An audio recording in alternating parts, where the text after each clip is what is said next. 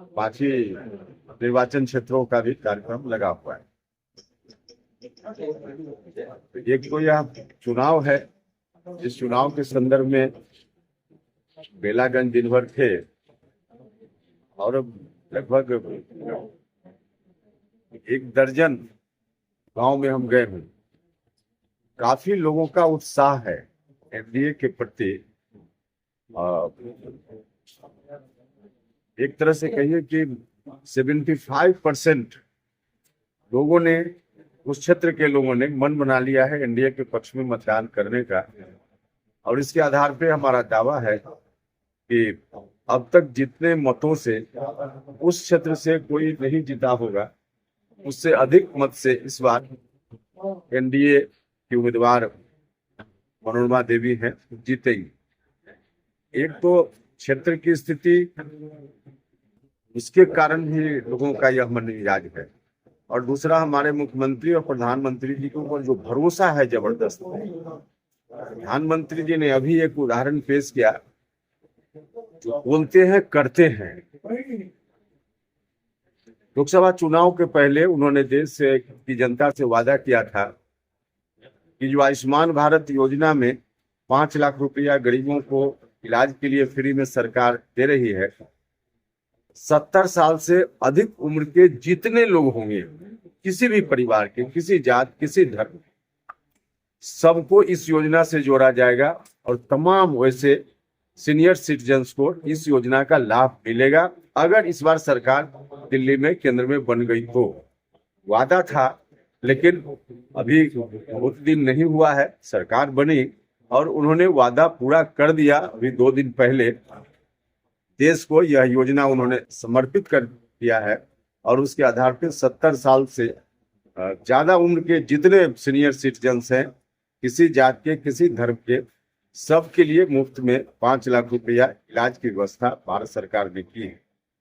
तो एक तो इससे सीधा मैसेज यह है कि प्रधानमंत्री जी जो बोलते हैं वह करते हैं, करके दिखाते हैं। उन्होंने करके दिखाया है। दूसरा, उनके ऊपर आरोप कई लोग, खासकर विरोधी, लगाते हैं धर्म के आधार पे भेदभाव करने, लेकिन यह योजना और इस तरह की अनेक योजनाएं हैं जिसमें सभी धर्म के लोगों को समान लाभ मिलेगा। इस योजना में भी और बाकी और योजना में भी मिल रही है। तो कहीं से भारत सरकार की किसी योजना में इस तरह की भेदभाव की गुंजाइश ही नहीं है।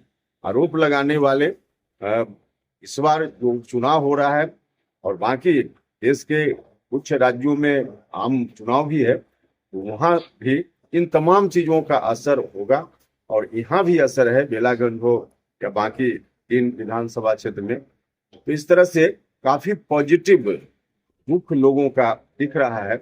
माननीय मुख्यमंत्री जी ने भी जो काम किया है, विगत कई वर्षों से सरकार में है, तो उनके प्रति भी एक तो सामान्य तौर पे ऐसा देखा जाता है कि कोई सरकार काम ठीक भी करे, फिर भी एक समय सीमा के बाद एंटी इनकम्बेंसी आ जाती है।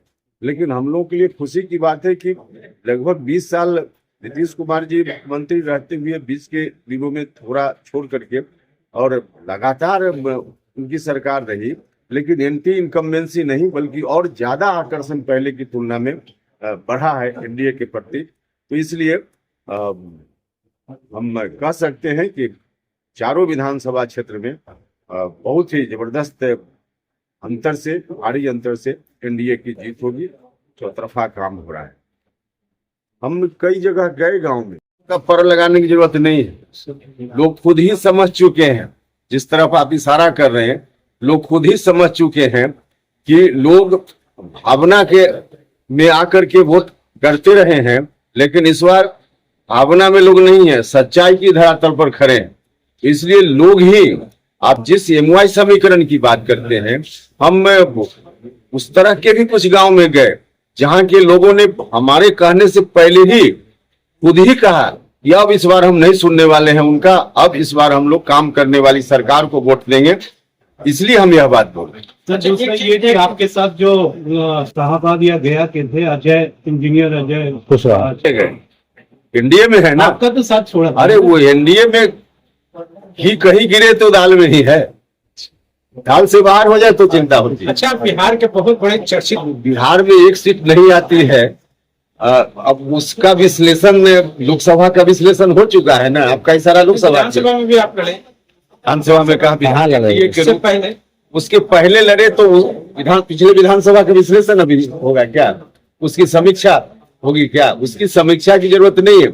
और अभी आप जिस रूप में कह रहे हैं, अगर नहीं हमारी पार्टी की ताकत होती तो उपेंद्र कुशवाहा राज्यसभा का सदस्य बन के, जिसका एक भी आप ही कह रहे हैं, नीतीश जी आप ही कह रहे हैं, आपका क्यों आपको क्यों नहीं